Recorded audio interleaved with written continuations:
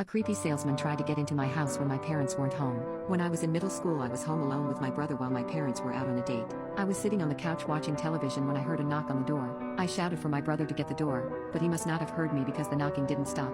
Eventually I got up and answered the door myself, and when I opened it I saw a sleazy-looking salesman. He started trying to sell me something, but I told him I wasn't interested and tried to close the door. He stopped me, jamming his foot between the door and the frame as he kept talking about all the different models and colors this thing came in. I kept trying to tell him no and shut the door, but he wouldn't listen. The salesman was also slowly pushing his way into the house even though I was putting all of my effort into keeping the door closed. At this point I was starting to get really scared, but fortunately my older brother finally decided to come downstairs and saw what was happening. My brother, who is very tall and has a famously short temper, pushes the salesman out of the doorway and slams the door shut, yelling that we weren't interested and that he needed to leave.